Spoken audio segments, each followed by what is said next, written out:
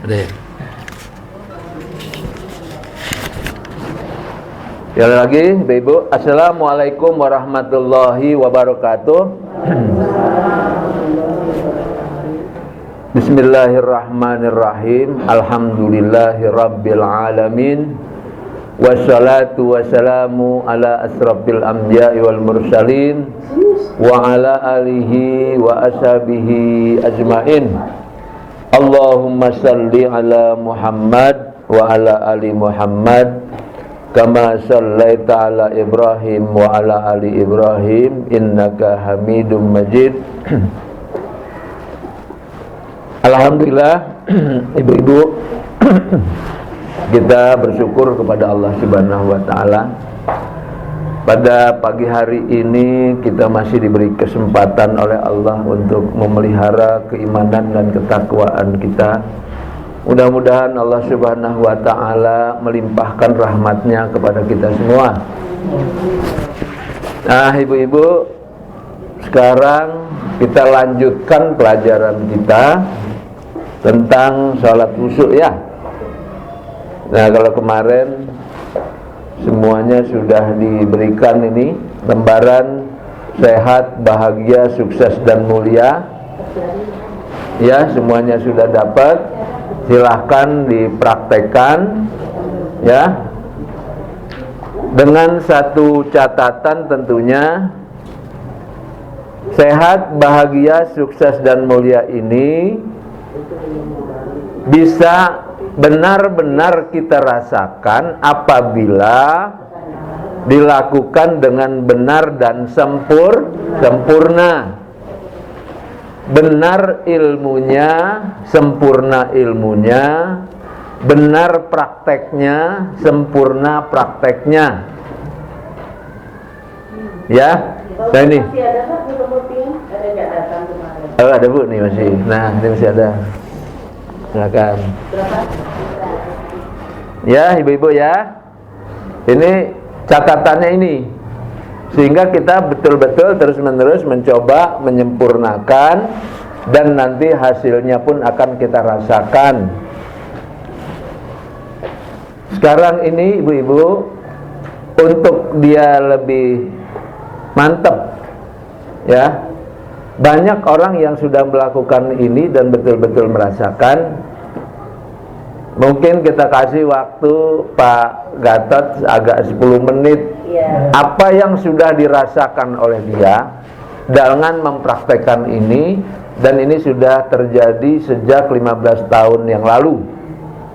Ya, untuk itu ke Pak Gatot, waktu dan tempat saya persilakan. Di sini ada tulisannya, tulisan Pak Gatot. Assalamualaikum warahmatullahi wabarakatuh.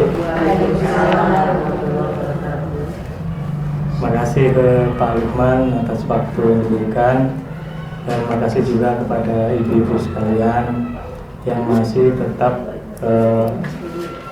sabar untuk tetap hadir dalam majelis ini.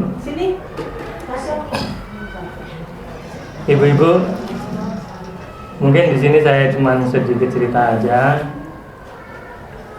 Mungkin ibu udah kenal saya, kenal muka, karena saya setiap Pak Lukman di sini saya mendampingi beliau. Nah, nama saya Gatot. Saya dulu satu kantor dengan Pak Lukman. Saya di Bank Mandiri. Nah, kebetulan saya dari Surabaya. Saya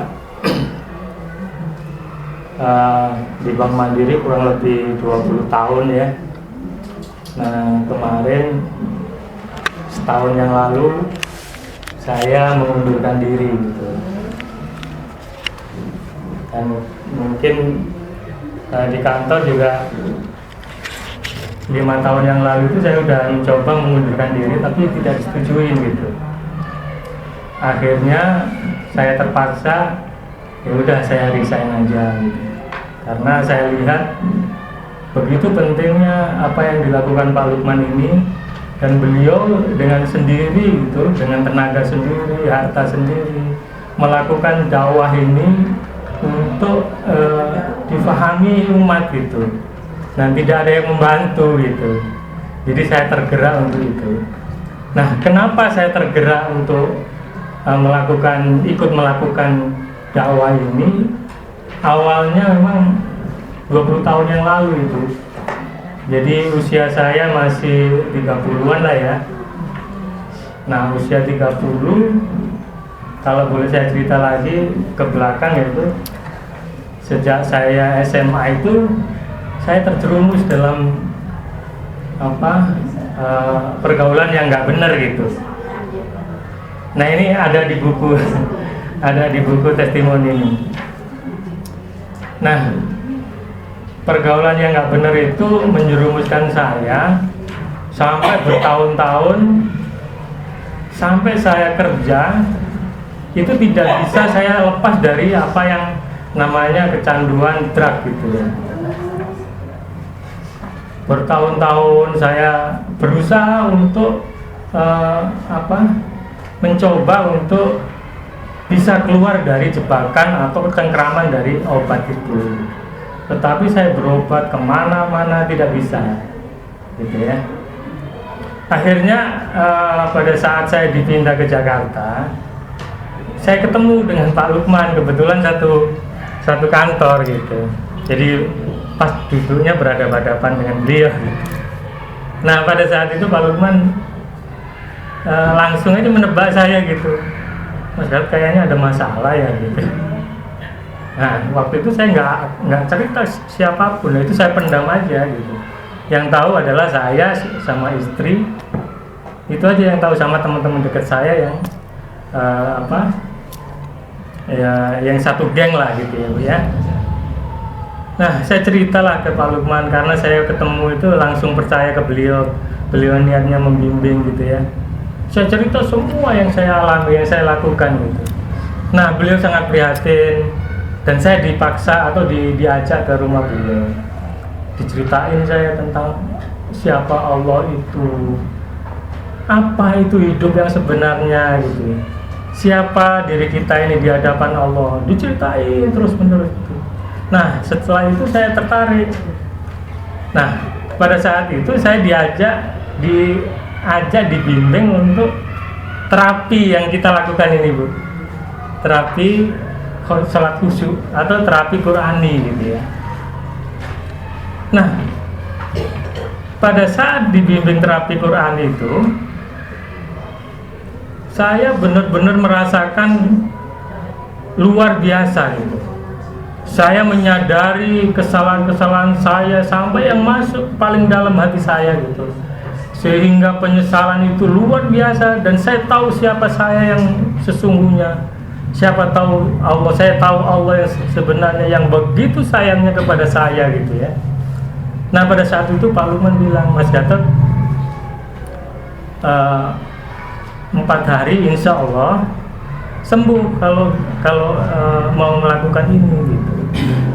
Saya sendiri nggak percaya Bu, karena begitu saya mencoba berobat kemana-mana puluhan tahun kan nggak bisa sembuh gitu ya. Saya nggak percaya gitu. Tetapi kesadaran yang tadi tumbuh itu saya teruskan aja. Alhamdulillah dalam waktu 4 hari itu sembuh itu.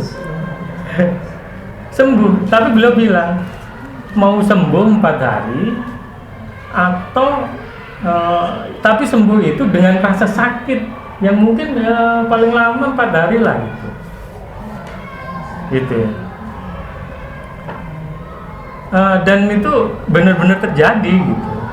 Yang sebelumnya saya berobat kemana, ke kiai mana, ke dokter mana gitu ya, sakit juga dirasakan tapi tidak sembuh-sembuh ya. Nah, dengan bimbingan Pak Lukman itu saya merasakan betul-betul kesembuhan itu. Dan sejak saat itu saya seperti dilahirkan kembali Bapak Ibu sekalian. Saya merasa dilahirkan kembali, dan begitu saya melakukan ibadah itu nikmatnya luar biasa gitu. Dan ini anehnya saya tidak rasakan selama ini sejak saya kecil. Karena apa? Karena ibadah saya itu hanya doktrin, hanya ngikutin orang tua dan lingkungan. Nah, sejak saya mengetahui faham tentang siapa diri saya, siapa Allah, apa tujuan hidup saya yang sebenarnya, dan saya sembuh total. Nah, sejak saat itu saya dilahirkan kembali. Nah, sejak saat itu pula saya bertekad kuat untuk menyebarkan, ikut membantu Pak Lukman untuk menyebarkan kebenaran ini. Saya cukup berdua dengan Pak Lukman, dengan harta dan waktu tenaga kita keliling, atau ya kadang-kadang kita sebar itu yang namanya berkaca diri seluruh Indonesia dengan uang kita sendiri gitu Bu, ya kemana-mana gitu. Dan Pak Lukman tidak ada yang bantu saat itu, dan saat itu banyak sekali yang mencemooh, kok gini gitu. Padahal niat kita baik untuk menyadarkan orang-orang, karena sesungguhnya kehancuran itu ada dalam diri kita sendiri. Saya berbuat yang nggak benar itu tersiksa bertahun-tahun. Karena apa? Karena akhlak saya sendiri gitu.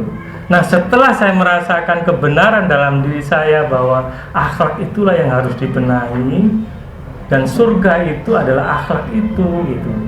Nah, saya berjuang dengan Pak Lukman berdua gitu ya, sampai saat ini gitu. Dan terakhir saya tahun yang lalu, mungkin jabatan saya di Bank Mandiri mungkin udah cukup tinggi kali ya.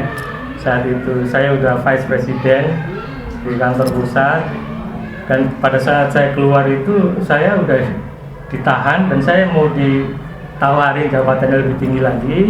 Tetapi karena dorongan saya untuk membantu Pak Lukman dan membantu penyebaran ini supaya banyak masyarakat yang menikmati ini gitu ya, itulah yang lebih besar gitu dari saya. Dan mungkin kalau harta atau apa kan ya cukup makan aja udah cukup lah gitu ya. Yang paling penting sekarang apa yang kita punya, yang sudah dimiliki dari Pak Lukman itu bisa dinikmati orang lain. Dan selama 15 tahun itu ceramah-ceramah Pak Lukman itu saya yang tidak sadar, sebelumnya itu kan saya rekam. Awalnya dengan kaset tuh Bu, itu hanya untuk saya gitu. Saya dengerin lagi di rumah setelah saya ngikutin ceramah gitu kan. Dan itu kesadaran saya bertambah. Dan alhamdulillah itu berguna sekali. Rekaman-rekaman itu saya kumpulkan, saya tata ulang, dan mudah-mudahan Bapak dan Ibu sekalian semua nantinya bisa menikmati di internet. Dan itu mudah-mudahan juga anak cucu kita nanti bisa mendengar rekaman-rekaman itu.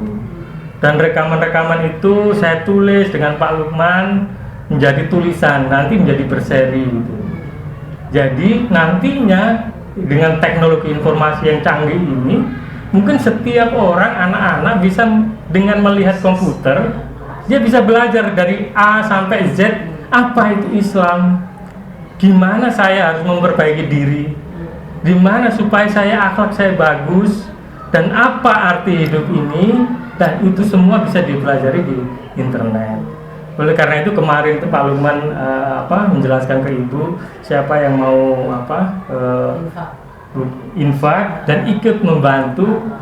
Nah sebenarnya ini kalau kita sendiri mungkin ya Bu ya, mungkin kita biayain aja udah cukup gitu ya. Cuman karena ini proyek akhirat yang jangka waktunya sampai nanti di kiamat dan cakupannya internasional, ini kan kalau diibaratkan proyek yang begitu besarnya dan mahal nilainya gitu.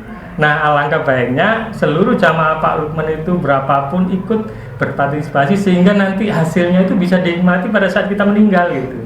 Itu yang saya pikirkan sekarang gitu. Ya mungkin itu yang bisa saya sampaikan. Mungkin Ibu bisa baca buku, di situ ada testimoni saya, dan ini benar-benar terjadi yang saya rasakan. Mungkin itu aja yang bisa saya sampaikan Ibu. Assalamualaikum warahmatullahi wabarakatuh. Waalaikumsalam warahmatullahi wabarakatuh. Kiatnya sebenarnya nggak ada. Jadi saya melakukan dengan sungguh-sungguh apa yang dibimbing aja gitu. Saya dibimbing itu dengan sungguh-sungguh saya ikutin. Saya masukkan dalam batin saya, tetapi saya ulangi lagi di rumah. Dan yang paling penting lagi, bimbingan Pak Lukman itu saya perhatikan, saya masukin dalam hati saya gitu.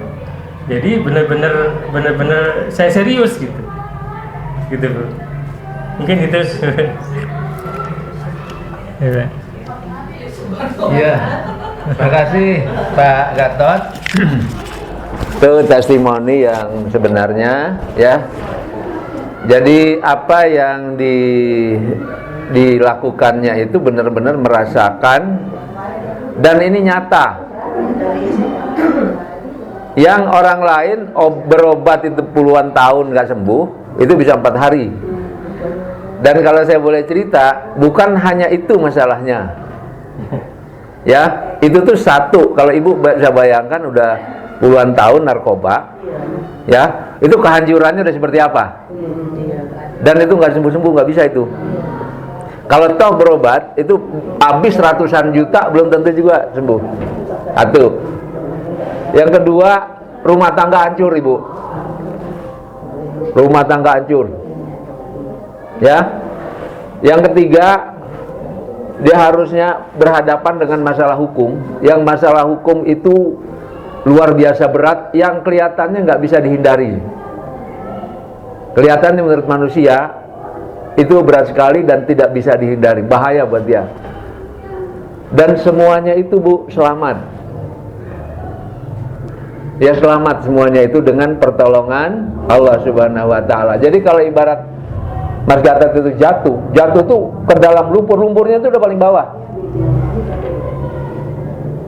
Nah, ini pertolongan Allah Subhanahu wa taala. Nah, ini yang karena itu beliau inilah yang makanya saya kadang-kadang berpikir saya itu. Waktu saya tawarkan konsep-konsep saya kepada teman-teman mubalik, teman-teman ulama, teman-teman ini, itu sama sekali tidak ada reaksi, tidak ada sambutan, sama sekali. Tapi saya kadang-kadang kesepian sendiri itu. Saya bilang, apa yang saya pelajari puluhan tahun ini kok rasanya nggak bermanfaat gitu. Saya suka sedih, Bu. Sendirian. Saya cerita sama beliau nih. Jadi kawan saya, partner saya yang luar biasa mendorong saya, beliau ini, Bu. Jadi beliau itu waktu saya lemah semangat gitu, beratnya perjuangan ini gitu ya, karena sendirian, harus harta benda, harus juga saya siang malam merenung, siang malam belajar, tapi manfaatnya cuma sedikit saja gitu. Nah, beliau ini, saya bilang, Mas Gatot, aku mau berhenti aja karena lelah, luar biasa lelah perjuangan ini gitu. Karena saya memang kan kerja juga, terus nulis juga, semuanya saya tuh. Terus tapi hasilnya orang-orang yang dia ajar tuh kan sedikit sekali. Kalau gitu saya berhenti aja dah. Saya bilang gitu. Kalau saya kerja, ya kalau sekarang mungkin 30 juta, 40 juta sebulan saya dapat. Nah, kayak beliau nih kan, jabatannya cukup, gaji 30 juta dia tinggal, Bu. Nggak dapat apa-apa sekarang, Bu, ngeluarin duit, iya. Ya. Nah, ini begini nih, saya juga pun begitu. Yang harus diperjuangkan besar, tapi dari mana? Bingung kan, ini pertolongan Allah aja, Bu. Bisa jalan semuanya itu. Nah, jadi beliau ini yang mendorong saya, yang kadang-kadang saya berpikir gitu, ya Allah, saya dapat dukungan yang sangat kuat, itu bukan dari mubalik, bukan dari ulama. Padahal saya berharap ini ulama yang tangani gitu, karena saya kan memang bukan background itu kan. Tapi kenapa mantan pecandu narkoba yang luar biasa ikut perjuangan ke saya gitu. Jadi saya pikir-pikir, iya ya, saya tuh selalu telepon, ya aduh Mas Gatot, aku nih lelah, aku mau berhenti aja. Beliau nih, Pak Lukman jangan itu beliau. Saya tahu, saya merasakan itu betapa orang yang banyak ini yang membutuhkan, yang memerlukan pelajaran Pak Lukman. Selalu begitu. Itu ngomong bukan sekali dua kali, bertahun-tahun nih, Bu. Karena saya capek, Bu, capek, lelah sekali. Sendirian kan? Nah, beliau nih dorong saya. Beliau antar jemput saya. Ceramah dakwah, Ibu, ya, antar jemput saya. Dengan waktu beliau, keluarga ditinggal semua, pokoknya antar saya. Asal saya telepon, Mas Gatot antar saya, semua ditinggal, Bu. Itu saya aja dianterin. Sampai ribut sama keluarga, sampai karena orang tidak tahu kan. Itu perjuangan kayak gitu. Nah, saya waktu itu betul-betul ada walaupun satu orang, ya walaupun satu orang terasa Bu, saya ada dukungan, saya bangkit lagi gitu. Jadi coba Ibu ya, bukan didorong oleh ulama saya Bu, didorong oleh pecandu narkoba. Jadi baru saya tahu, oh ternyata walaupun orang biasa, bahkan mantan pecandu narkoba, itu bisa lebih hebat dari seorang ulama Ibu. Ini sekedar sekedar cerita. Jadi saya dapatkan dukungan hebat itu bukan dari ulama, bukan dari orang-orang yang pejuang itu, bukan, tapi dari orang seperti ini. Jadinya saya jadi bisa tahu, oh ternyata kualitas iman itu tidak hanya dari orang-orang hebat, tapi orang-orang yang seperti ini justru lebih hebat. Nah ini Ibu, nah sampai terakhir saya baru merasakan lega Ibu. Ya baru ini saya. Tadinya saya masih menjerit, kadang-kadang patah hati, kadang-kadang itu tadi masih begitu. Setelah 15 tahun, bukan galau, patah hati dalam berjuang. Kalau galau mungkin enggak ya, tapi patah hati dalam berjuang karena beratnya perjuangan itu. Enggak ada yang dukungin. Pendukungnya sangat kurang. Dikit sekali, apalagi udah ngadapin kesulitan. Apalagi udah bilang, Mas Gatot, ini biaya bikin buku 80 juta Mas Gatot, gitu kan. Mau nyinta ke siapa? Ya udahlah kita sendiri. Ya, saya kadang-kadang mampu, kadang-kadang enggak kan.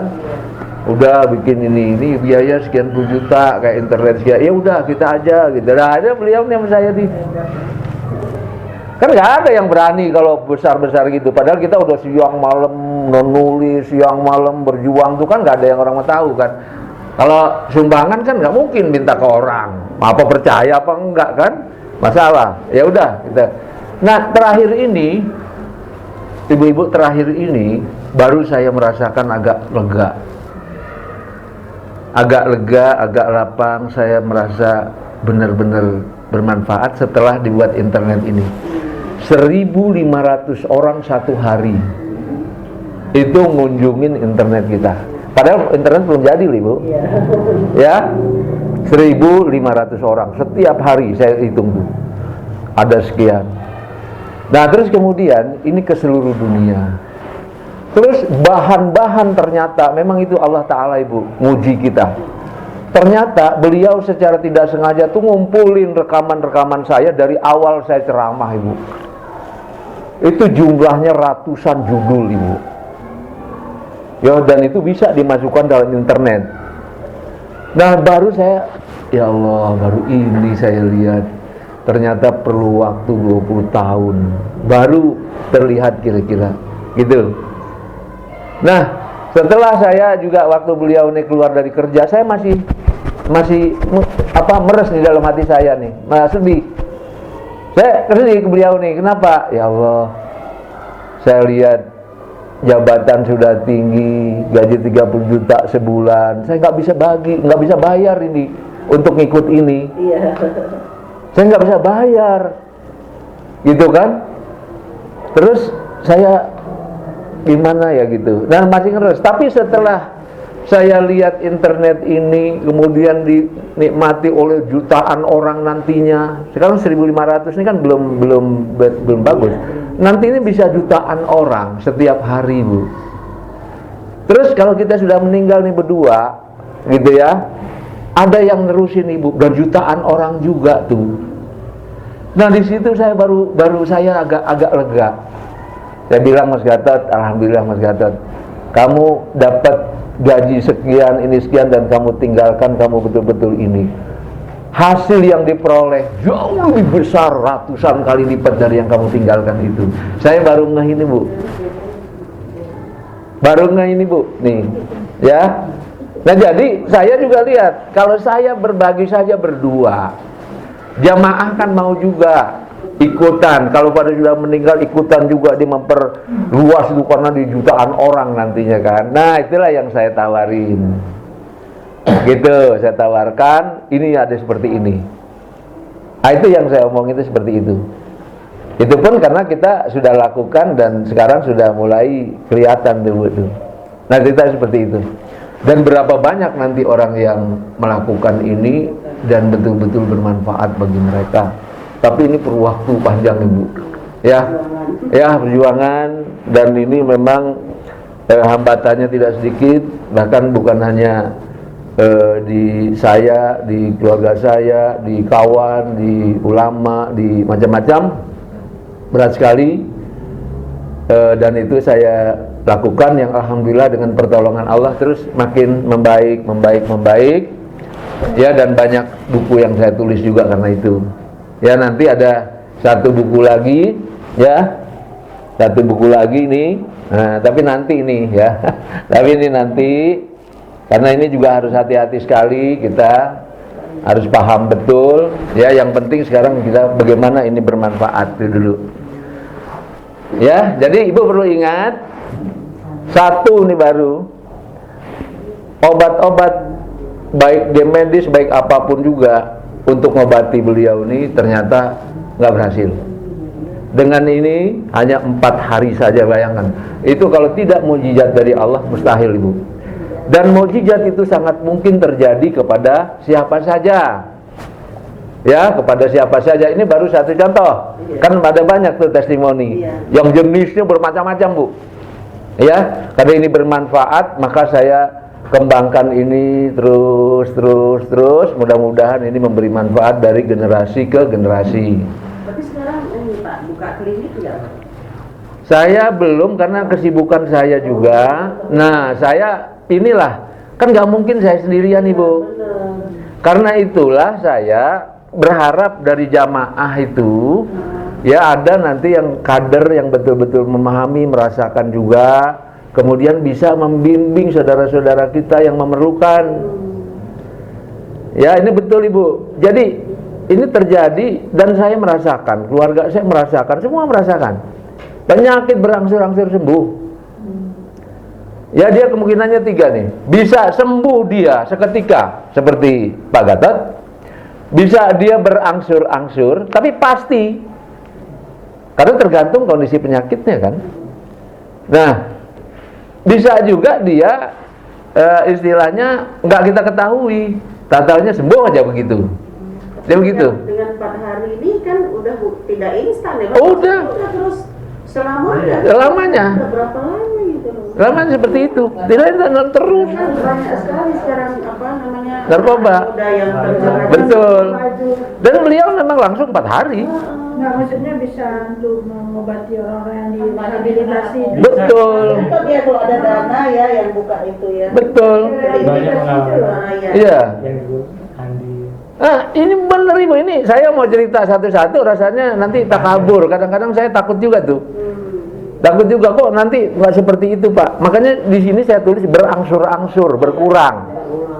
Ya, karena ini ada proses juga. Kalau Ibu mau langsung yang luar biasa terjadi, itu bukan hanya Pak Gatot. Yang kanker, ya, yang jantungnya bocor, yang udah dibopong itu dalam 20 menit. Itu terjadi, banyak terjadi. Itu pertolongan Allah seperti itu. Tapi kita tidak boleh seperti orang takabur itu. Karena ini bukan kita, Bu. Allah Ta'ala. Karena ini berguna betul. Tapi yang pasti, proses berangsur-angsur berkurang pasti terjadi itu, Bu. Itu pasti kalau itu. Ya, itu pasti. Sekarang kita berobat sakit parah, ya. Ada obat dokter, nggak apa-apa, dokter nggak apa-apa, ini nggak apa-apa semua. Ini sangat membantu, itu mempercepat proses kesembuhan. Nah, bisa terjadi orang-orang yang memang tidak mampu sekali, Allah kasih kecepatan itu, bisa berapa menit aja sembuh itu. Tapi jangan kayak orang tukang obat bilang main sulap, jangan, instan, bukan begitu. Tapi ini diserahkan kepada Allah proses penyembuhannya, dan itu kalau dia berkurang itu sudah pasti. Ya, gitu. Nah jadi inilah, Ibu, saya katakan tadi, Ibu, saya kan sendirian sama Pak Gatot berdua. Kalau ada ibu-ibu atau orang lain yang mau melanjutkan ini atau mengembangkan ini, kan bagus. Nggak bisa sendirian Ibu. Karena saya kan bukan jadi tukang obat saja, saya harus dakwah, saya harus menulis, saya harus keluar negeri juga, diundang sana sini kan. Nah ini Ibu nih, jadi dia harus memang ada di satu tempat yang pengembangan khusus ini. Kalau dibuka itu Pak, pelatihan khusus untuk trainer gitu apa? Bisa, boleh. TOT Pak. TOT, betul TOT. Kalau Bapak ingin membentuk kaderisasi, berarti Bapak kan harus mendidik si trainer baru itu. Iya, siapa yang maunya kan? Itu yang susah. Nah ini kan salah satunya. Ya salah satunya, ini kan bisa jadi trainer juga kan? Makanya itulah saya rekam. Saya rekam, nanti ada yang mengikutin langsung, ada juga yang boleh dia nggak sempet, dia dengerin aja setelah matang.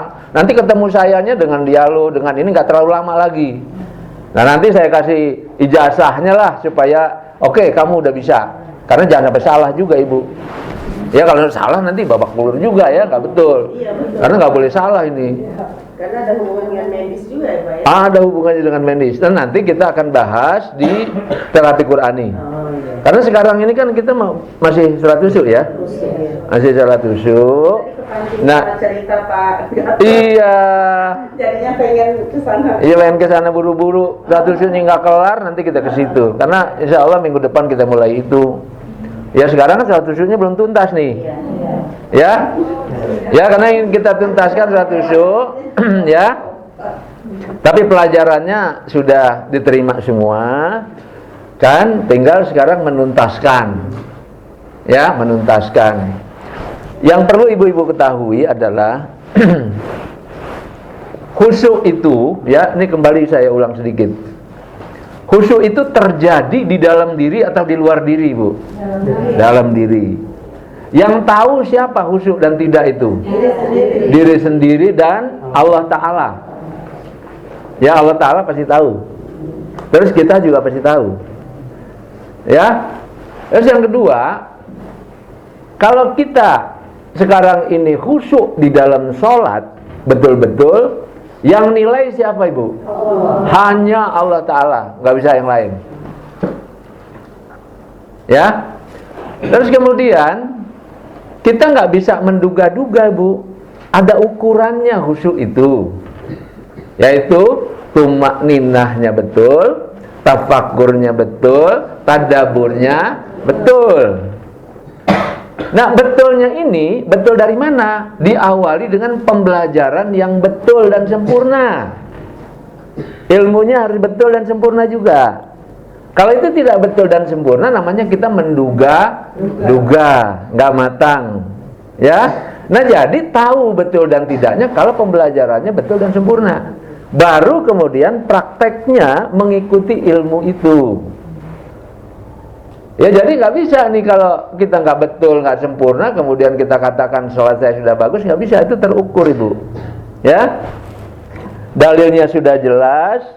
Kemudian yang terjadi di dalam diri sudah jelas, pikirannya kita didik, ya, pikirannya kita didik, kita latih, dan kita juga betul-betul melakukan dengan badannya sekalian. Kalau badannya kan udah nggak perlu diajari, saya nggak perlu ajari lagi kan badannya Bu, gerakan badannya. Yang terjadi khusyuk itu di dalam jiwa kita, ya, maka dia ilmunya yang harus kuat. Dan praktek di dalam pikiran, perasaan, dan hati itu yang utama, dan itu yang khusyuk itu. Ya, nah ini paham Ibu ya? Jadi nanti pada saat prakteknya itu betul-betul amati apa yang terjadi dalam pikiran, perasaan, dan hati kita. Nah ini yang kita didik.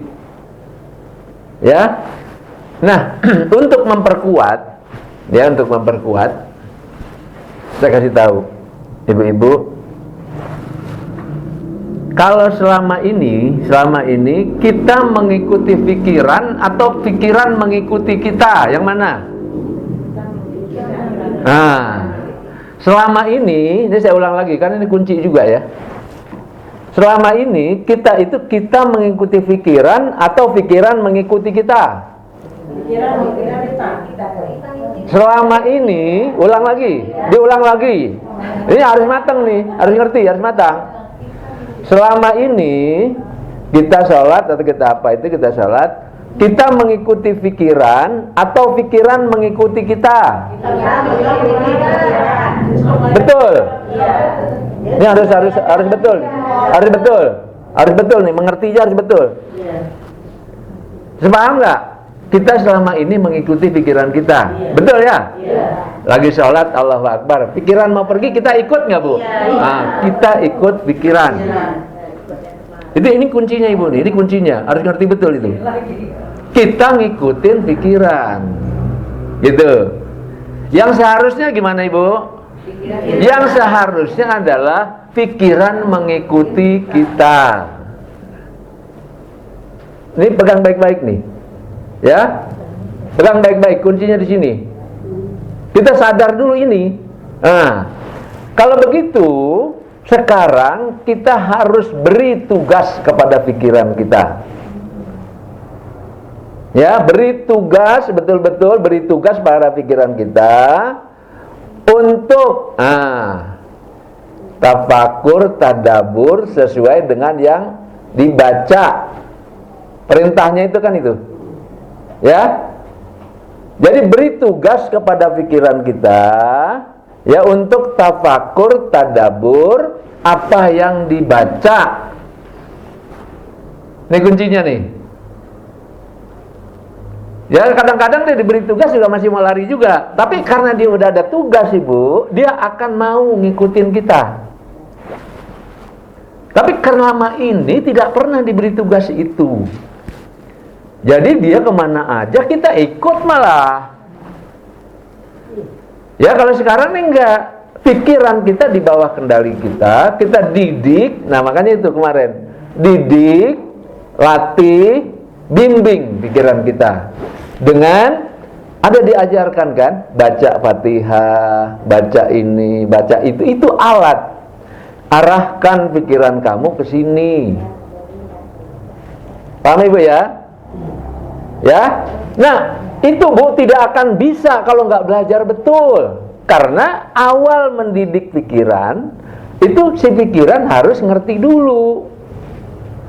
Satu, yang kedua belajarnya juga bertahap kayak orang nulis itu Bu. Anak kecil nulis, ya itu salah lagi, nulis lagi, salah lagi, nulis lagi, salah lagi, nulis lagi, salah. Terus lama-lama yang bagus, lama-lama mahir.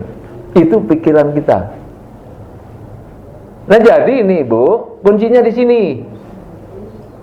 Ya, kalau ini tidak dilakukan maka tidak akan pernah bisa seumur hidup. Ya, nah ini sini. Jadi kita betul-betul memberi amanat, memberi tugas pada pikiran kita untuk, ya, istilahnya meresapi, menghayati makna-makna itu. Tentu diawali dengan mengerti, memahami. Nah itu kan lewat belajar. Ya, nah kalau ini dilakukan, tugas itu dilakukan oleh pikiran kita. Ibu cepat, Ibu bisanya. Cepat bisanya Ibu. Ya, nah ini kuncinya begini Bu. Kuncinya begini. Jadi ini tidak pernah kita sadari. Ya, ini saya sendiri begini nih Bu. Itu kan bukan langsung begitu. Saya juga sulit tadinya. Saya nggak ngerti bagaimana kok bisa begini, kok bagaimana, terus dicari terus. Lama-lama ketahuan tuh, iya ya, saya nggak pernah memberi tugas itu ke pikiran saya.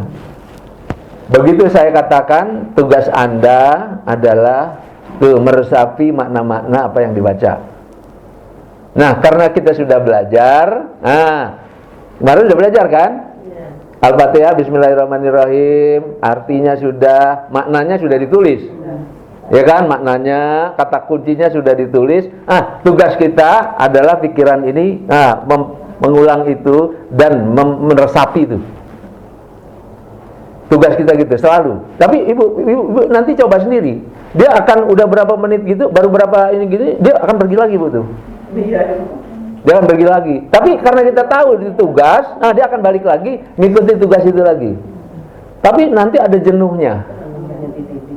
Ya kenapa? Karena dia jenuh itu Bu, dia nggak akan bisa stabil tuh.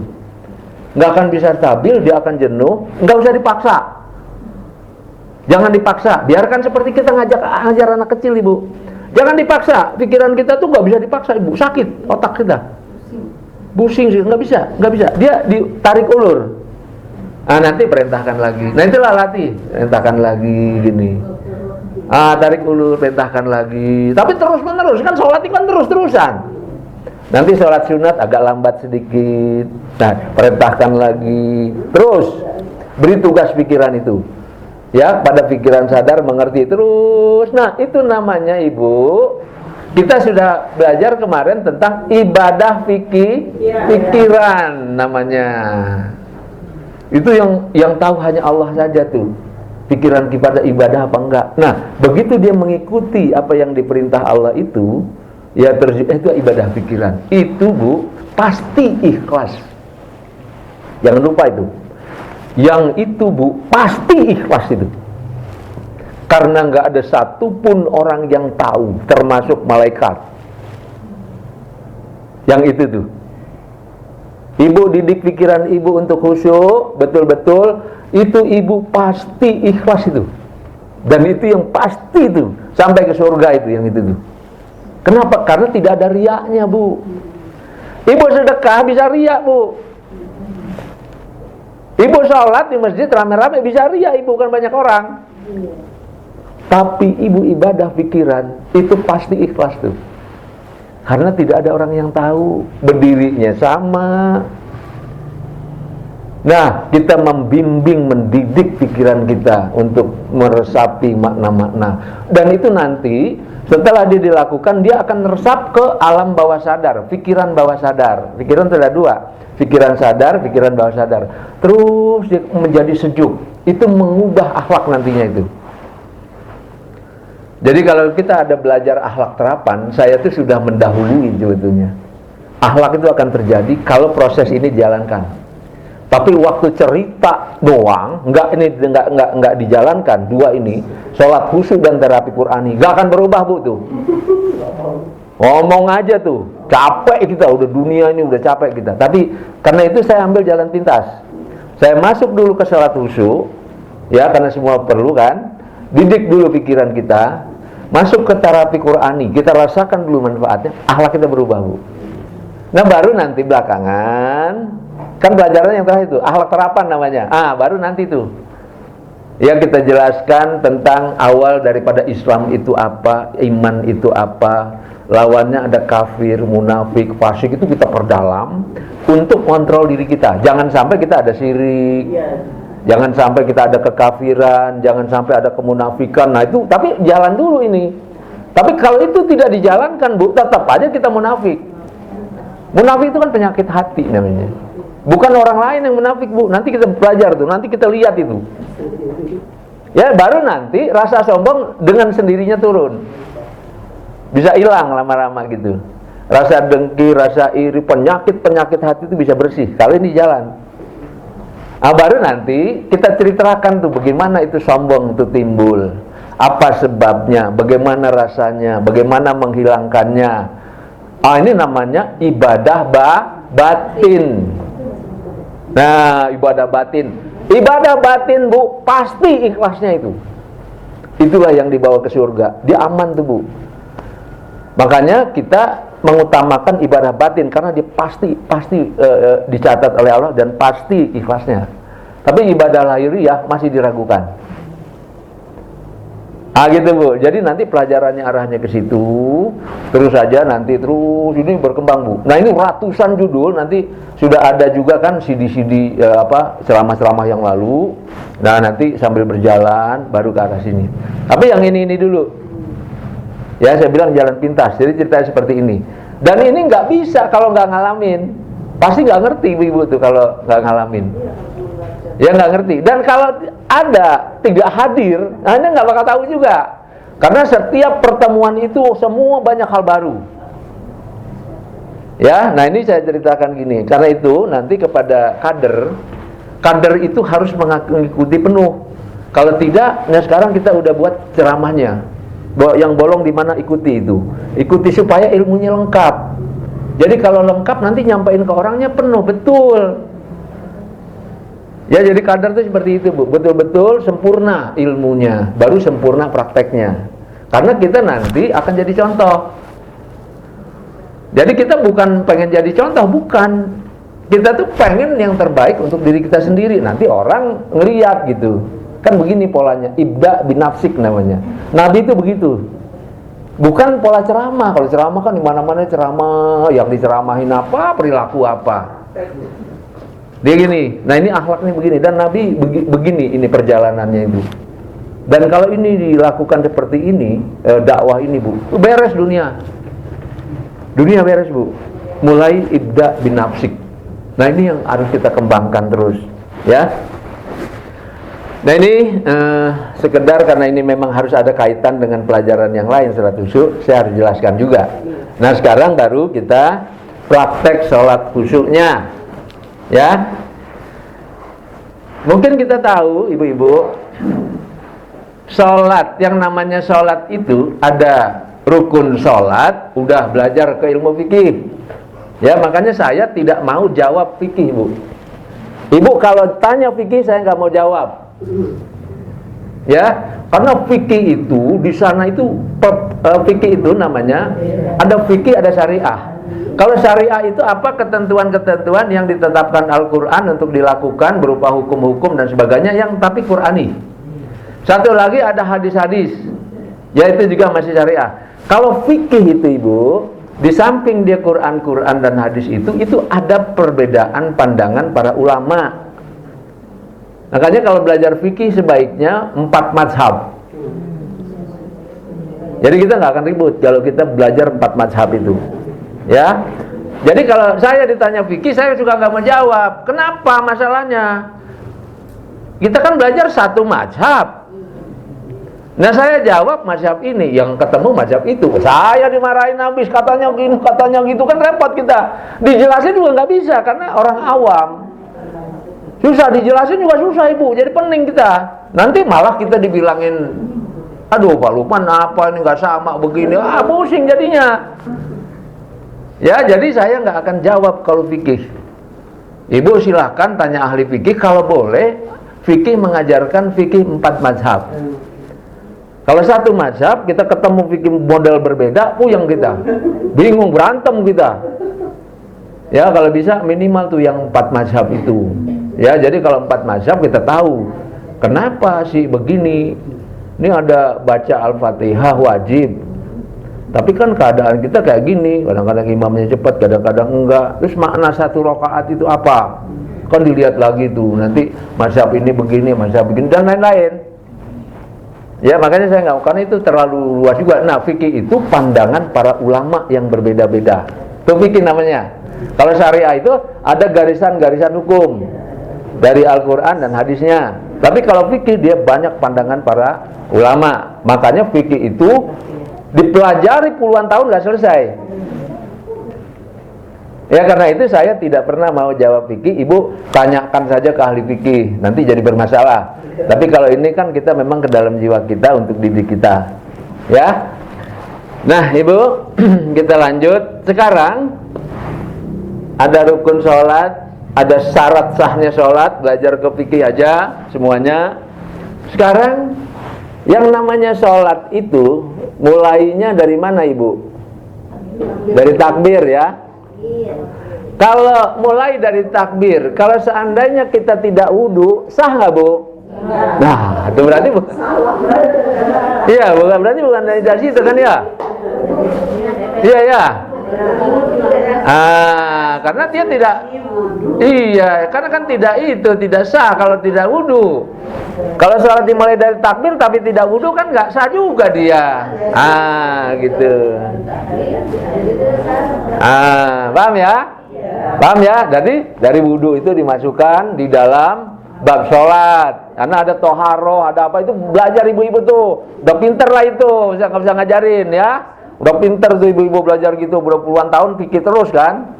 Nah, terus kemudian diawali lagi sebelum wudu apa, Bu? Niat.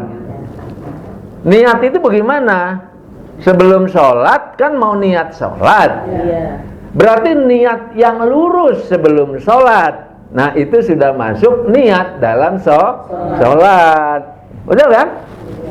Ya enggak? Kita sholat dulu, takbir dulu, Al-Fatihah dulu, baru niat, bisa enggak? Nggak bisa dia. Jadi dia di awal, ya sebelum wudhu kita kan udah niat mau ngapain, mau sholat. Perlu diucapkan apa enggak, Bu? Hah? Boleh diucapkan, boleh juga tidak. Jadi jangan, kalau diucapkan dalam hati nggak boleh, kalau diucapkan lidah nggak ada dalilnya, bukan begitu. Diucapkan boleh, tidak diucapkan pun boleh, gitu. Kenapa? Karena kita nih orang lain-lain, Bu. Ya, itu fikih maksudnya tadi, Pak, ya. Fikih, bahasanya begitu. Ya, fikih. Ya soalnya begini, kita nih, Bu, kadang-kadang kerjaan banyak, ini banyak, kadang-kadang pikiran kita susah dikendalikan. Kita mau sholat nih, udah kita bilang kita nggak ucapkan, saya niat aja mau sholat, tapi kadang-kadang ke bawah juga, gitu misalnya. Maka kita omongin sama diri kita, usolli, gitu kan misalnya, ya kan? Niat tuh fardo, ya boleh lah untuk memantapkan. Tapi kalau itu tidak cukup, udah cukup, nggak usah itu, nggak apa-apa, nggak usah. Oh, saya niat mau sholat, ya udah, niat mau sholat, ya mau sholat kan. Sekarang sholat itu kalau menghadap kiblat kan semua sudah tahu, ya kan? Begini, menghadap Allah semua sudah tahu, 4 rakaat sudah tahu, kan udah dijalanin. Tapi kalau itu aja nggak mantap, ucapkan, mantepin, itu gunanya ucapan. Bagi yang susah, kalau bagi yang sudah, ya boleh diucapkan, boleh juga tidak. Itu kan baik-baik saja, ya kan gitu. Sebelum wudhu. Tapi ntar begitu habis wudhu mau ucapin lagi. Sebelum sholat tapi sebelum melakukan gerakan. Mau begitu silakan, nggak apa-apa. Karena kurang mantap kali. Nah gitu. Tidak pun tidak apa-apa. Tapi niat wajib. Paham, Bu? Ya, niat itu wajib, tergantung kondisi kita masing-masing. Ya. Begitu kita niat, kita mau sholat, apa yang kita pikirkan duluan? Mau khusyuk kan sekarang nih? Nah, yang kita pikirkan duluan adalah khusyuk itu apa sih, Bu? Ingat pelajarannya. Ingat ya? Ingat nggak tuh? Pelajaran ke awal tuh, ke pertama. Begitu kita niat, kita mau sholat, ingat, saya sholat mau khusyuk. Boleh ditawar nggak, Bu, khusyuknya? Itu Ibu mesti pegang itu. Khusyuk jangan ditawar, Ibu. Ya kalau Ibu nggak bisa duduk, nggak bisa berdiri, boleh duduk. Nggak bisa duduk, boleh tidur. Tapi kalau khusyuk boleh ditawar nggak? Nggak bisa. Harga mati khusyuk itu. Begitu Ibu tawar-tawar, nggak jadi apa-apa. Ya, jadi niat memang mau sholat, ingat khusyuk itu apa? Ya, khusyuk itu apa? Nah, ingat khusyuk itu apa sih? Kalau itu aja belum bisa jawab, nanti buka lagi. Ya, karena itu kan mau dipakai. Buka lagi, khusyuk itu apa? Mantepin. Ya, saya kasih aja gambarannya, ketundukannya. Nanti ada ketundukan seperti apa kan ya? Ya kan? Itu gambarannya adalah Allahu Akbar, la haula wala quwata illa billah. Tuh ingat, ya. Ingat baik-baik prakteknya nih. Tadi niat, gandengin dengan khusyuk. Khusyuk itu apa? Kita ingat takbir itu. Allahu Akbar. Ya, itu memori. Yang udah dibangun latihan. Allahu Akbarnya hidupkan. Tuh. Prosesnya gitu. Hidupkan dulu. Ya, hidupkan dulu. La haula wala quwata illa billah, kenal diri. Ya, ada filmnya segala tuh, siapa kita. Ya. Itu hidupkan. Hidupkan baru timbul khusyuk. Nah, itu khusyuk pertama tuh. Jadi khusyuk itu Ibu sebelum wudhu. Sebelum wudhu udah khusyuk kita. Ada ketundukan batin, sadar diri, insaf diri, dan keyakinan. Tuh khusyuk ada di situ. Nah, itu tuh dihidupkan lagi memorinya. Ya tentu kalau masih baru-baru kan lambat, kayak latihan mobil kan, pelan-pelan di pinggir kan, berhenti lagi gitu. Karena baru ibu, ini baru kan baru. Cuman umurnya aja udah tua kan ya. Pelajaran itu kan baru, ya kan? Nah gitu. Jadi lantaran kita baru, kita harus sadar diri, tahu diri. Ya, paham ibu? Ini ingat tahapan-tahapan ini, ya. Terus berikutnya, ingat tuh, kita sudah dapat khusyuk sebelum wudhu. Nah, artinya ketundukan jiwa kita sudah ada. Ya, kita betul-betul la haula wala quwata illa billah dibimbing oleh azan. Ingat tuh, yang bimbing kita azan. Azan ya, ingat ya. Nah, karena dia belum, kalau qomat itu kan setelah wudhu biasanya. Ya, azan. Makanya itu diulang-ulang. Habis azan ada qomat lagi kan? Ah gitu. Nah, baru setelah kita sadari itu, baru masuk wudhu. Ya, masuk wudhu ibu. Wudhu sudah dalam keadaan khusyuk. Ya, gitu. Wudhu dalam keadaan khusyuk. Ya, gitu. Nah, terus kemudian apa hakikat wudhu? Nah, jadi kita ambil di hakikat wudhunya. Kalau bersihnya kan sudah tahu. Cara-cara wudhu fikih sudah tahu, semua sudah tahu. Kita ambil di hakikat wudhu. Ya, ambilnya itu ibu. Ya, karena kan yang badan kan udah tahu semua. Saya nggak perlu jelasin. Hakikat wudhu apa bu? Membersihkan. Ya, membersihkan jiwa kita, membersihkan pikiran kita, memohonkan ampunan atas kesalahan-kesalahan kita, kan jadi bersih. Ya, bersih badan, bersih pikiran, bersih perasaan, bersih dosa-dosa kita karena kita mohon ampun. Nah itu, jadi yang pertama kali kehusuan kita adalah kita betul-betul bersih diri, bersih pikiran, bersih perasaan, bersih dosa-dosa kecil, terutama dosa-dosa kecil yang kita lakukan sebelum sholat. Entah tangan namanya, dosa mata namanya, semua kan itu. Dosa pikiran terutama ibu ya. Dosa pikiran kita, dosa hati kita, dosa batin kita, dosa anggota tubuh kita. Nah, yang sengaja, yang tidak sengaja. Nah, itu kan ada terapi tobat. Nah, itu hakikatnya di wudhu. Ya, baru badannya tuh bersih-bersih, kesehatan segala macam. Nah, nanti ada wudhu manfaat kesehatan. Nah, ibu belajar lagi tuh. Ya, di sini nanti akan kita ulang pelajaran makna wudhu ya, dan sholat dari sisi kesehatan mental dan kesehatan fisik. Oh, itu nanti belakangan deh. Ya, nanti deh belakangan itu mah. Sekarang yang praktek dulu. Ya. Nah, itu dirasakan oleh kita. Ya, dirasakan oleh kita. Betul-betul terasa tangan kita. Dan kalau prakteknya itu memang nggak usah buru-buru ibu. Nah, nanti diajarin lagi kan, mesti pelan-pelan, mesti dihayati, dinikmati. Ini kan nanti ada titik-titik akupunktur, nah itu kan ya titik-titik akupunktur untuk kesehatan lah sekalian di situ. Nanti kita akan jelaskan fungsi fisik itu nanti ibu. Ya, nanti fungsi fisik wudhu itu apa dampaknya terhadap kesehatan, metode ilmiahnya, itu nanti belakangan.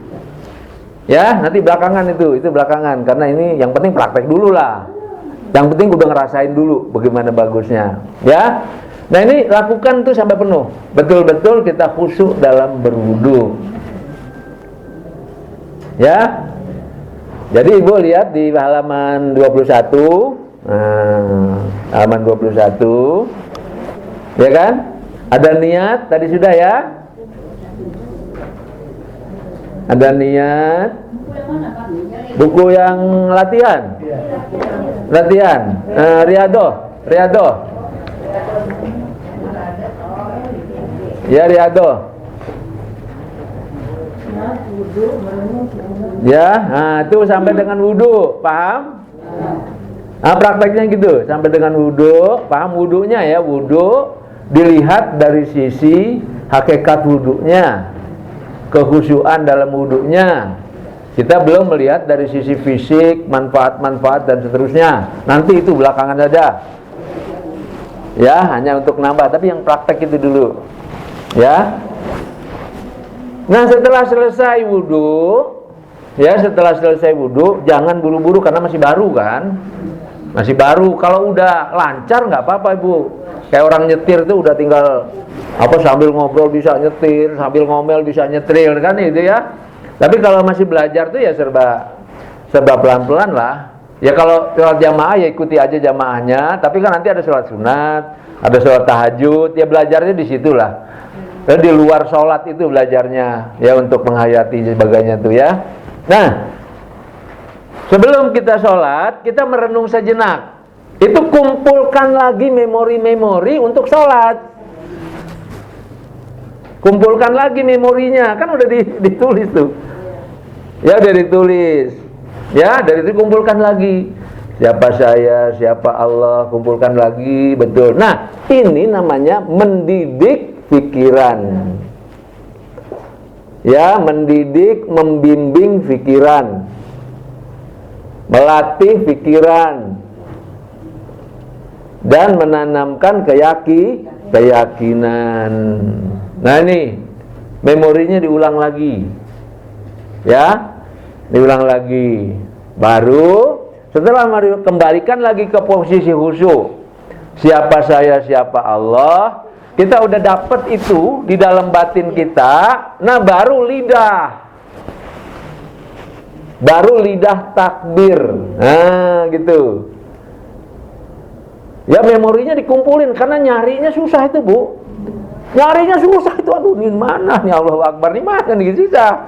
Ini ribet lagi ada jemuran, ribet lagi ada anak, ribet lagi. Ya, benar, Bu. Benar itu, ini kenyataan begini. Ya. Kompor lah, bumbu dapur lah apa segala kan. Nah, itu. Ya, dia akan gitu. Makanya dia perlu lagi. Namanya Ibu, ya. Ini begini masalahnya. Di dalam pikiran kita, itu satu hari itu tidak kurang dari 6.000 lintasan pikiran, Ibu. Pikiran kita.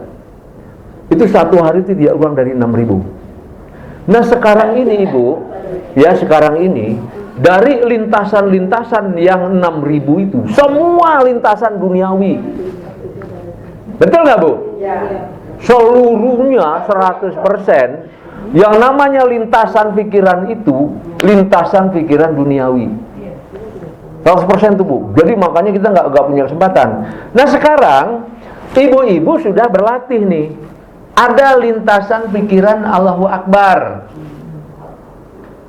Nah itu kalau dia diulang-ulang nanti melintas tuh Allahu Akbar tuh gini. Nah yang lintasan pikiran Allahu Akbar itu dicari. Oh nih, karena udah belajar kan? Nah, itu dikumpulin. Supaya apa? Yang melintas dalam pikiran kita itu semuanya mengarah kepada pelajaran ini. Gak gampang loh itu, Bu. Gak gampang, karena dicampur tuh. Ada pelajaran Allahu Akbar, ada bumbu dapur, ada apa, macam-macam. Ya, ada kerjaan, ada masalah, campur dengan pelajaran ini. Nah, kita mesti milih waktu sholat itu. Yang lintasan Allahu Akbar kumpulin, yang la haula kumpulin pelajaran kita, yang Bismillahirrahmanirrahim kumpulin dulu, Bu, kumpulin dulu semua, ingat-ingat yang ditulis itu dikumpulin. Nah nanti dia itu lintasan itu yang ada, lintasan yang lain yang keduniaan kita bilang istirahatkan dulu. Tapi kalau lintasan yang ini tidak dibuat, nggak ada pelatihannya, nggak ngerti, nggak paham, nggak pernah dilatih, nggak bisa ada lintasan itu. Memorinya tidak ada. Gitu, makanya beda dengan meditasi. Kalau meditasi memang nggak ada, kosong dia. Yang masuk setan kadang-kadang tuh kan, gitu. Tapi kalau ini enggak, yang masuk adalah yang ini, pelajaran ini, diingat penghayatannya tuh. Itu dikumpulin dulu Ibu, ngumpulinnya susah. Ya tapi nggak apa-apa, namanya ini jihad kan. Nah, makanya saya bilang jihad. Sholat khusyuk itu jihad. Jihad yang terus-menerus. Ya kumpulin lagi, itu nggak gampang. Jadi supaya lintasan pikirannya adalah yang bagus. Paham Ibu-ibu ya? Nah, karena itulah dia disebut merenung sejenak. Prakteknya gitu. Ini kelihatan orang nggak Bu? Tuh nggak kelihatan. Yang lihat siapa? Hanya Allah Ibu. Makanya ini dijamin surganya Bu. Karena ini dijamin ikhlasnya ini. Dijamin ikhlasnya ini. Kerjaan Ibu di dalam jiwanya itu nggak ada orang tahu nih. Ya dijamin kalau ini benar-benar catatan keikhlasan yang nggak bisa dibantah kalau ini, karena nggak ada ria. Ya paham ya. Nah ini merenung sejenak. Ya, baru udah ketemu semua dikumpulin, diurutkan. Nah, diurutkan lagi, mulai dia dari takbirnya dulu. Nah. Ya karena kan diurutin udah banyak nih kita kumpulin, tapi masih berantakan di memorinya itu. Nah urutin, takbir dulu yang masuk, Allahu Akbar. Nah itu, makanya kita ada 10 menit, 20 menit kita latih untuk Allahu Akbar doang. Nah itu nanti gitu, nah takbir dulu. Yang 20 menit kita dapatkan itu, nah itu duluan, Allahu Akbar gitu kan. Baru kemari. Nah baru Ibu yang doa iftitah yang apa, nah itu lakukan juga, tapi kita mengutamakan yang awal ini di Al-Fatihah dulu. Ya. Nah setelah Allahu Akbar, baru ini doa iftitah ya bacalah. Tapi inti globalnya aja Al-Fatihah iftitah itu kan memuja, mengagungkan, memuliakan Allah Ta'ala gitulah. Tapi nanti itu kan beda-beda iftitahnya juga. Ada yang begini, ada yang begitu. Itu fikih itu. Bingung Ibu juga yang mana. Ya, nah itu kan iftitah juga beda-beda tuh. Ya, nah sekarang yang mana dulu lah? Saya udah sediakan di situ di buku Salat Khusyuk doa iftitah yang paling simple. Karena ada tuh ya di bagian belakang. Ya, tapi bukan hanya itu, banyak. Ibu boleh apa aja. Karena memang di hadisnya juga banyak macam-macam. Itu yang paling simple dan itu hadisnya jelas. Ya, paham Ibu ya? Nah itu baru masuk Al-Fatihah. Ya baru masuk Al-Fatihah. Nah, habis Allahu Akbar terus iftitah itu Al-Fatihah tuh diawali dengan Bismillah. Ya, Bismillahirrahmanirrahim. Kumpul yang kedua tuh masuk. Jadi kayak antri. Jadi antriin di pikiran kita antri. Yang kedua Bismillah dulu. Nah, baru kita sebut Bismillahirrahmanirrahim dengan meresapi penghayatan yang udah dilatih, yang udah ditulis. Gitu. Ya udah selesai, itu berhenti dulu, berhenti sejenak dulu. Jangan buru-buru, ini kan baru latihan. Ya. Nah, Ibu cari file ya memori yang alhamdulillah, baru naikkan lagi. Ya gitu, karena ini dari Bismillah ke Alhamdulillah cukup sulit Ibu nantinya kalau belum terbiasa. Tapi Ibu nggak usah buru-buru dulu, karena ini antri dia, dibikin antrian. Gitu, antri, ini Alhamdulillah, ya kan? Diam dulu, gitu, ya. Baru nanti keluarkan dulu memorinya, jangan lidah dulu kalau bisa. Ya memorinya dulu, memori yang udah ditulis kan itu kan? Ya kan udah ditulis. Antri dia, keluarkan dulu gitu. Makanya perlu sabar kan? Sabar apa? Jihad. Apa yang kemarin tuh? Diperlukan kesabaran, diperlukan jihad, diperlukan istiqomah. 3 itu untuk khusyuk nih. Jadi itu kan perintah Allah semua itu.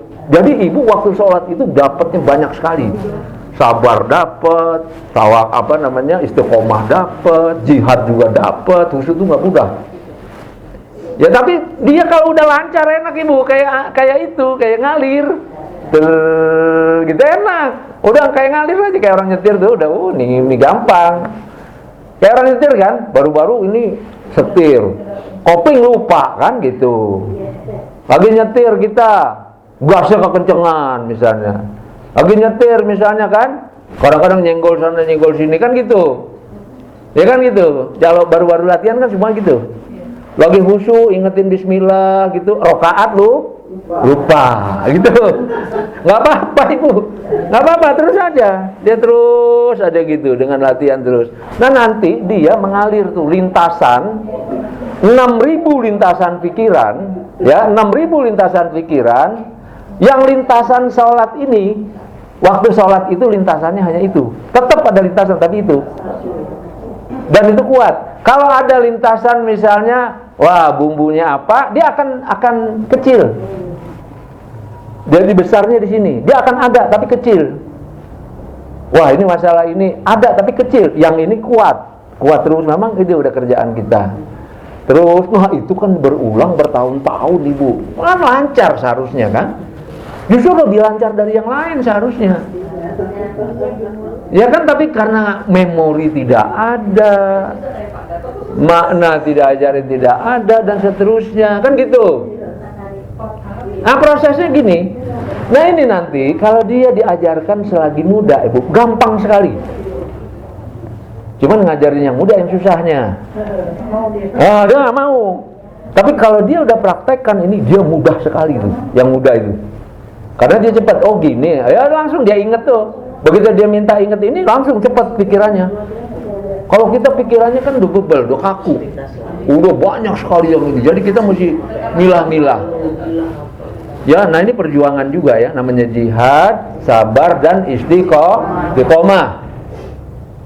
Gitu. Ya, jadi nanti itu Ibu setelah jalan dia.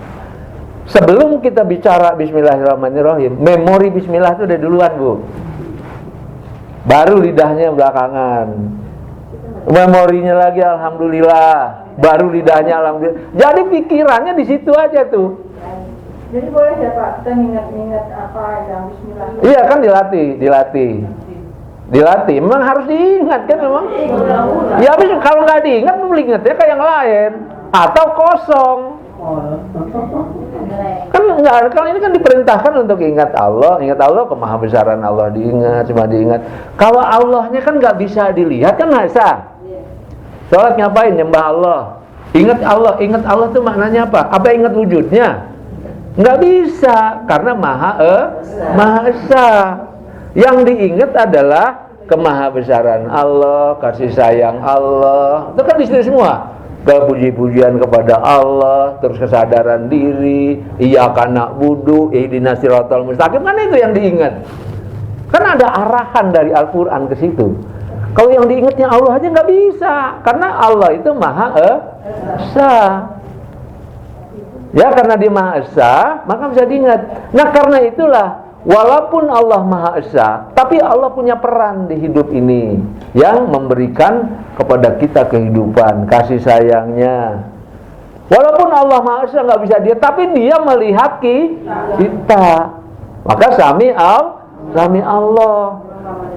Ya Allah Maha mendengar, Allah memahami isi hati kita. Semua kan udah dibahas semua itu. Nah nanti Ibu di dalam sholat, itu semua pelajaran kita sejak dari pertama sampai terakhir. Ya sekarang ini udah berapa bulan nih? 2 bulan lebih, mau hampir 3 bulan. Itu semua pelajaran yang di sini itu di dalam sholat tuh hidup. Tuh, itu nantinya. Makanya dia pelan-pelan belajarnya, tapi nanti dia betul-betul hidup dalam pikiran kita. Terus dihidupkan pelajaran yang ini. Ya, paham Ibu ya? Gitu. Kalau itu sudah Ibu kuasai, maka pikiran keduniaan dengan sendirinya dia ada di sebelah sana. Tetap ada, tetapi nggak mengganggu. Karena ini yang lebih kuat. Gitu, ini yang lebih kuat. Nah, sementara udah umur udah segini, ini nggak pernah ada. Itu yang menyebabkan babak belurnya kita. Dan ini sering saya katakan, bukan hanya kita orang awam Ibu, lulusan Kairo, lulusan Arab Saudi, sama itu. Yang ini yang nggak ada. Gitu ya. Jadi inilah pelajaran yang kita berikan, bagaimana itu diterapkan dari urut-urutan sejak niat. Ya, paham ya? Nah ini prosesnya nomor 1, nomor 2, nomor 3, nomor 4. Betul ya? Udah paham ya? Jadi saya nggak jelaskan lagi wudhu caranya kaki duluan, nggak usah. ya siapa tahu ya. Ya itu takbir caranya gini, ibu baca di fikih. Tapi yang saya praktekkan, saya ajarkan adalah yang urut-urutan di dalam kehusuan di dalam diri kita, dalam jiwa kita. Nah kalau semua orang dia seperti ini sholatnya, maka dia sama ibu. Ya, jadi pelajaran yang lalu sama, yang digerakkan sama, yang dibaca sama, yang difikirkan sama. Nah, biasanya kan beda. Kalau udah belajar gini sama. Ya yang dirasakan sama, gini semuanya. Ya kan gitu. Nah, itu jadi penuh dia. Nah, itulah khusyuk bersama-sama namanya. Nah, tentu lebih banyak dilatih yang di dalam, ya di dalam, dan prosesnya itu dia memang perlu belajar. Saya katakan tadi, karena kita tidak pernah dapat pelajaran ini yang membuat kita sekarang kesulitan. Tetapi alhamdulillah ibu, bersyukur nggak bu? Walaupun terlambat, tapi kita sudah mulai dapat. Jutaan orang, miliaran orang nggak ngerti ini bu. Itu yang perlu disyukuri. Ya, kita masih dapatlah ini sebagai proses yang alami. Dan yang penting lagi, kita turunkan ke generasi. Mudah-mudahan harapannya dia lebih baik dari kita. Ibu mau nggak punya anak lebih baik dari kita sholatnya? Itu yang paling penting. Nah, di sini kan ada pendidikan ya. Tinggal nanti kita harus musyawarah dengan ahli pendidik. Tapi kita udah tahu dulu di kita nih. Nanti jadinya sudah tua tuh kayak gini. Nah, gimana cara ngajar dari kecil TK? Mungkin nanti ada cara tuh bu, cara yang kita sendiri belum tahu nih. Kita harus diskusikan, jangan sampai berlebihan. TK kita ajarin kayak kita, wah nggak bener. Ya nggak bener. SD kita ajarin kayak kita, SMA juga nggak bisa. Ini paling tidak mahasiswa. Pelajaran ini paling tidak udah mahasiswa. Tentu kalau SMA di bawahnya sedikit. Ya SMP sedikit, di bawah dikit, SD sedikit. Nah nanti diaturlah itu sehingga nanti pada saat dia SMA ibu, SMA tuh sudah mulai matang dia, sudah mulai dapat. Universitas sudah pendalaman, insya Allah bu, itu doa anak-anak kita untuk kita. Gitu. Dan ini dari generasi ke generasi kita coba ini terus gitu. Nah ini kan ada. Di sini ada sekolahan. Nah, cuman nanti harus dengan guru-gurunya dulu. Gurunya dulu mesti belajar kayak gini matang. Baru dia tahu nanti gimana menurunkannya. Gitu. Oh, anak TK ini cukup kata khusyuknya aja dulu misalnya. Kalau SD itu yang dihayati misalnya bismillah dulu, tapi dengan penghayatan. Kalau SMP mungkin sudah Allahu Akbar, udah Al-Fatihah tapi presentasinya sekian dulu. SMA sudah mulai ada kematangan. Nah, dari masing-masing kadang-kadang berkembang. Tapi dia universitas baru dimatengin, gitu.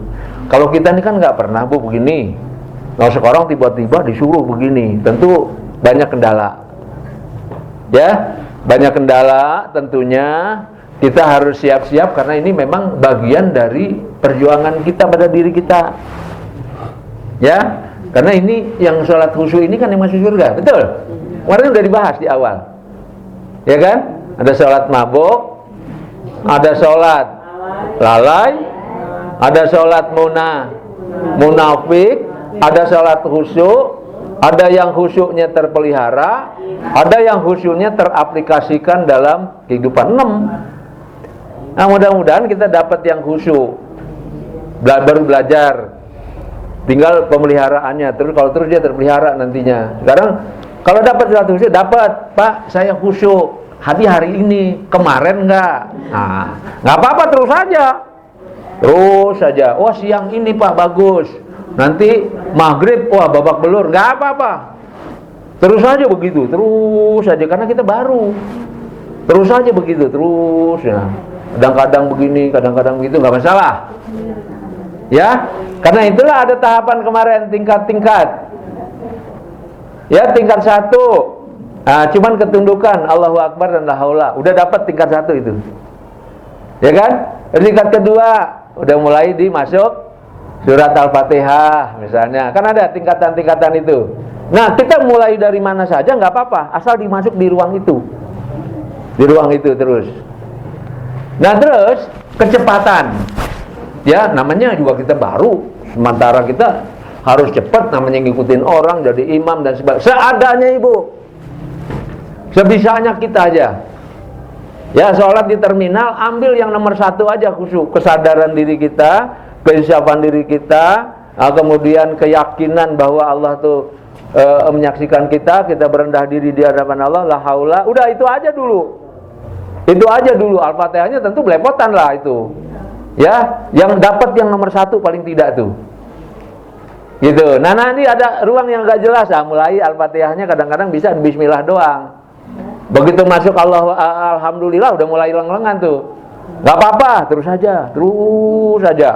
Gak apa-apa, tapi itu sudah masuk di wilayah kehusyuan. Itu yang paling penting itu. Ya, yang paling penting itu. Kalau sekarang kan blank sama sekali, ilmunya nggak ada, memorinya nggak ada, paksa diri kan jadinya. Maka khusyuk terpaksa. Bingung pengen cepat, khusyuk rekayasa. Ya kan? Oh, bayang-bayangin ini itu, khusyuk duga kan ada 4 itu. Kita nggak masuk sini, kita udah masuk di sini, tetapi dalam prakteknya kita masih terus belajar seperti itu. Dan ini nggak pernah berhenti sampai kita mati. Tapi kita sudah berada di jalan yang lurus. Itu yang paling penting. Ya, nanti Ibu boleh belajar khusyuk ke tempat lain lagi, silakan. Ya, setelah di sini Ibu belajar, Ibu boleh belajar kemanapun. Ibu bisa membanding, gitu. Jadi nantinya gitu. Ketemu kayak gini, belajar aja. Kayak apa sih? Belajar aja. Tapi kita udah punya patokan. Gitu. Kenapa? Karena inilah kita ngerti, benar-benar ngerti yang lurus itu. Benar-benar ngerti yang tepat itu. Ya. Nah, ini nanti ibu-ibu akan terbantu lagi dengan terapi Qur'ani. Ingat. Ya, karena nanti ada namanya terapi taubat. Itu di sana kita membaca istighfar secara mendalam. Cuman 1 aja teresapi. Terus ada lagi namanya terapi syukur. Terapi syukur itu bagaimana mensyukuri secara dalam. Dan itu betul-betul bereaksi terhadap sel-sel kita dan sebagainya. Nah, itu kan nanti pada saat alhamdulillahirabbil alamin hampir sama kata-katanya. Akan terbantu lagi tuh. Jadi makanya salat khusyuk dan terapi Qur'ani ini dua-duanya luar biasa untuk hidup kita. Maka pelajarannya saya buatkan dia supaya barengan di situ. Ya. Nah, ini ibu-ibu prakteknya. Ya, dan pelajaran sholat khusyuk bagi ibu-ibu yang mengikuti terus-menerus. Ya, itu artinya ibu sudah di level pertama, betul. Tinggal kemudian level berikutnya adalah berlatihnya terus. Berlatihnya terus, mematangkan dan terus ibu sudah ini tinggal nanti meregenerasikan. Ya, paham ya? Ada yang tanya di sini? Silakan. Ya. Ya. Oh, kalau dalam sholat sebaiknya aturan sholat itu secara syariat tidak boleh dirubah. Nggak bisa, itu tidak boleh dirubah. Bisanya itu waktu latihan. Di luar sholat boleh. Tapi kalau masuk sholat, ibu harus ikuti syariat. Aturan dalam sholat tidak boleh dirubah. Nah, itu udah ada aturan. Ibu boleh seperti itu, tapi di luar sholat. Nah, latihan di luar sholat. Ada lagi yang nanya? Ada lagi yang nanya? Bagaimana kalau ini banyak pertanyaannya ya. Imamnya lama, kita kan ikutin ngantuk kan? Nah, gitu bacanya panjang. Bagaimana itu? Sedangkan khusyuk nggak boleh tinggal, ya? Nah itu ibu, yang pertama, ya posisi kita sebagai khusyuk awal, Allahu Akbar dan la haula itu betul-betul harus dirasakan, ya? Itu rasakan. Yang kedua, ibu harus mengikuti bacaan imam itu, dengarkan baik-baik. Aturan syariat pakai. Imam baca apa aja dengarkan baik-baik sambil di hati kita mengerti betul bahwa posisi kita adalah betul-betul Allah sedang memahami kita dan kita sedang dalam posisi menghambakan diri pada Allah. Tuh. Tapi makna-makna kan kita nggak tahu. Tapi kita hanya mendengarkan saja, yang itu saja sederhana malah. Yang nggak boleh hilang khusyuknya itu. Ya. Kan imam dilaksanakan. Ya. Nah waktu niat itu kita kan dan niat berjamaah, sholat berjamaah. Ya. Nah kita masbuk nih ketinggalan Al-Fatihah itu gimana? Ketinggalan Fatihah, ini fikih bu. Ini fikih. Ya nanti itu fikih. Ibu boleh tanya di ahli fikih deh. Ya itu fikih, pertanyaan fikih. Jadi ibu tanya di fikih karena ini ceritanya panjang. Hadisnya itu kan harus baca Al-Fatihah. Terus makna rokaat juga itu kan dari ruku ukurannya, ya kan? Nah ini ibu tanya ke fikih. Sementara Al-Fatihah itu kan wajib kan? Nah nanti ibu tanya ke ahli fikih.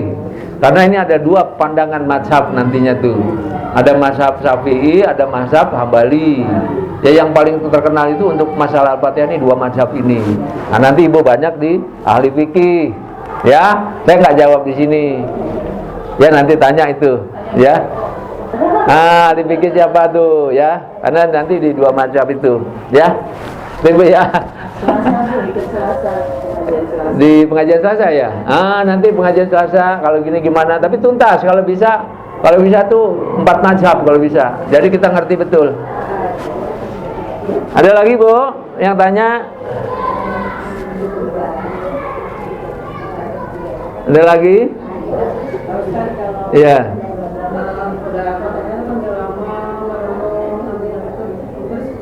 Suratnya yang kita baca lupa.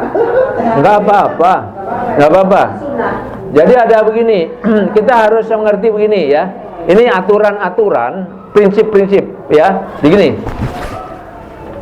Kalau ilmu fikih bu, ilmu syariat, semuanya ilmu syariat, ya itu semua bisa berubah sesuai keadaan.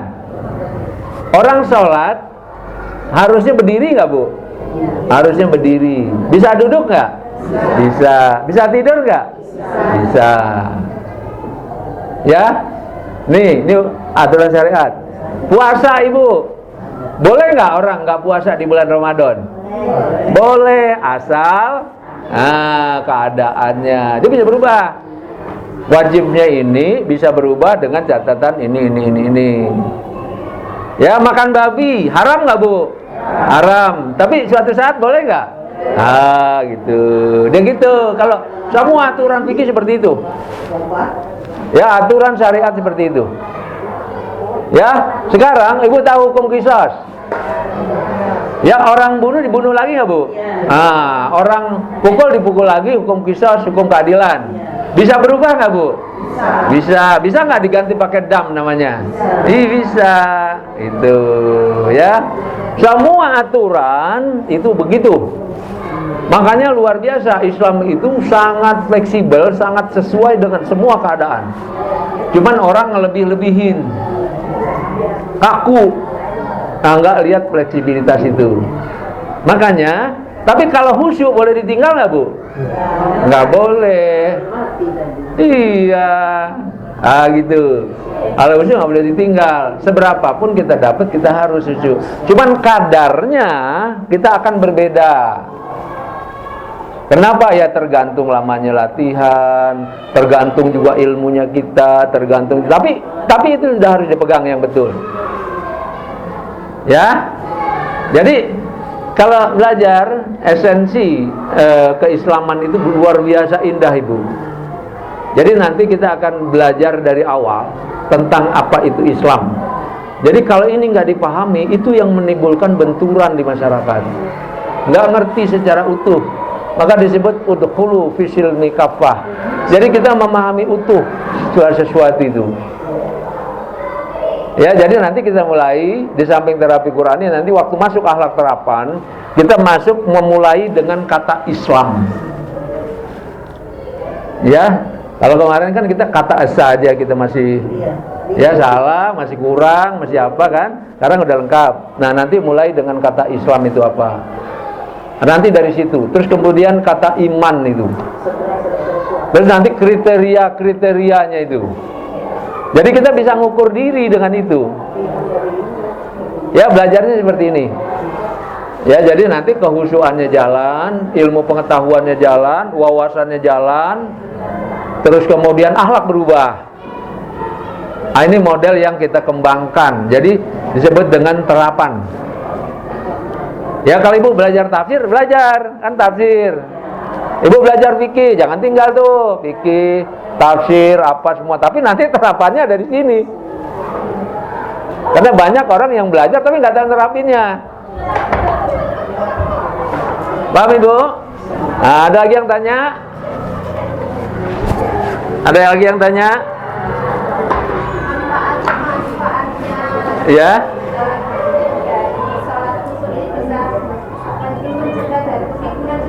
Oh iya, Bu. Betul.